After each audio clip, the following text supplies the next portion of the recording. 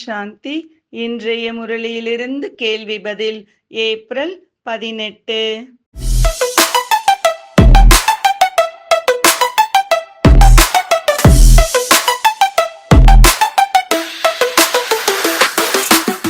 கட்டளைப்படி நடக்காதவர்களை ஈஸ்வரன் என்னவென்று கூறுகிறார்?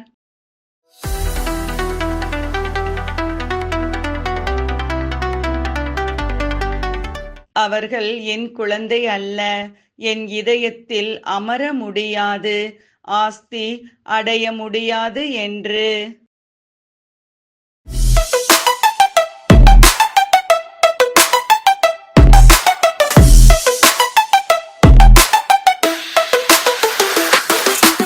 மாயாவின் மடியில் இருந்து சிவபிரபுவின் மடியில் வர வழி என்ன?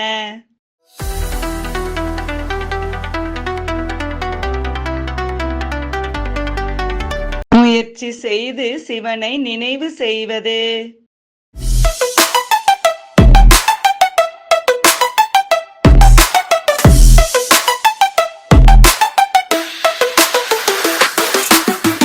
சிலர் தற்கொலை செய்து கொள்ளாமல் இருக்க வழி என்ன?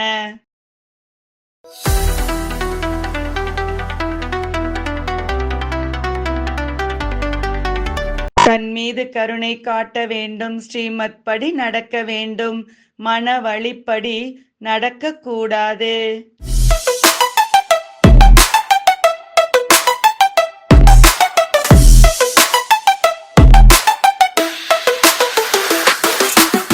ஞானத்தை கேட்கிறீர்கள், ஆனால் எது நிறைவது கிடையாது, ஏன்?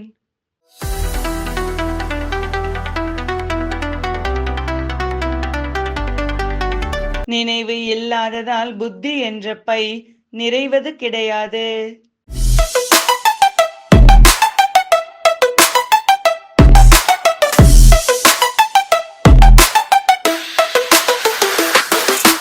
மனிதர்கள் அமைதி வேண்டும் என நினைக்கிறார்கள், ஆனால் எது தெரியவில்லை?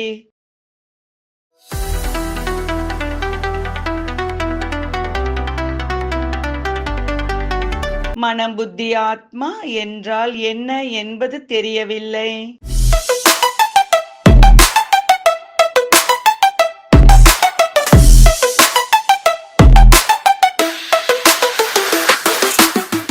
ராவணனின் சாபத்திற்கும் ஈஸ்வரனின் ஆஸ்திக்கும் உள்ள வேறுபாடு என்ன?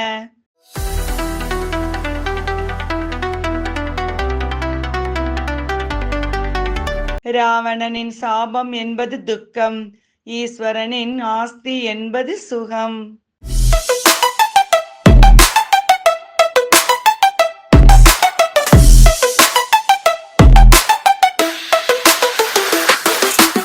அதிகமான சொத்துக்கள் இருந்தாலும் அவர்கள் இருப்பது ராவண ராஜ்யம். சரியா தவறா?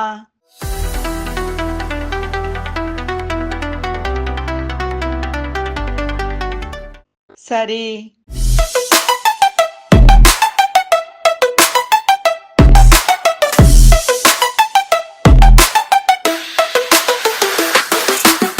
இன்றைய முரளியில் முக்கியமாக என்ன கூறப்பட்டுள்ளது?